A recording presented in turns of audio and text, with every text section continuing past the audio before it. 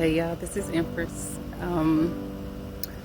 This is what I'm reading today is out of Psalms 106, and I believe what the Lord is speaking on today is loyalty, love, and endurance. Instead of me trying to come up with words off the top of my head, I had wrote some things down on what I felt like the Lord was putting in my spirit. So I'm just going to read it to you.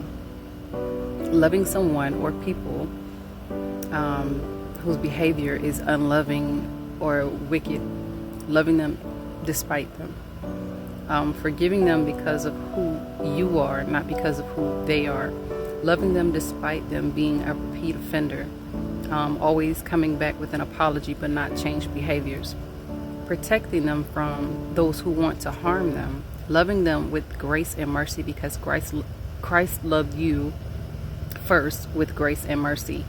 That means letting it go. Don't keep notes or reminders of wrongs unless God does the same to you. If you feel they don't deserve your love, remember that you don't deserve the love of God, the love that God gives you. You get it because of how good He is, not because of how good you are. He gives you mercy and grace because He is good, not because you did something to deserve it.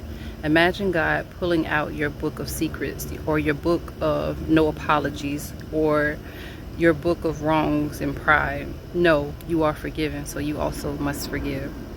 Okay, so again, I believe what the Lord is talking about today is loving people despite how you feel about them or what you think about them, because at that point you're putting your place in you're putting yourself in the place of God to make a judgment of what somebody should and shouldn't receive. But when you do that, you should also look in the mirror before you got to the point where you are, where you could see your wrongs and correct them or prevent them. You were in the same shoes and boat as that person, and God brought you out. So you have to show the same patience, love, mercy, and grace for them to come out, waiting patiently as God waited patiently for you. It's not our position to discipline somebody. That's not our job. We didn't, that's God's job. Even if it's our children, we have to go about it a certain way, because even though we gave birth to their flesh, God first gave birth to their spirit. So it's His child first, and He don't play by His kids if you ain't learned that by now. Also, please excuse the way that I look. I've been focused more on getting to the position, in a correct position with God, than I've been worried about fixing up and looking cute. So anyways, I hope that this helps somebody. I pray that it bless you. Have a good day. Blessings to the Lord and blessings to you.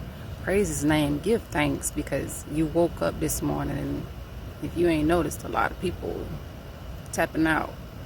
Whatever the reason is, they out of here. They out the game, and you're still here. So if you need a place to start to say thank you, let that be it.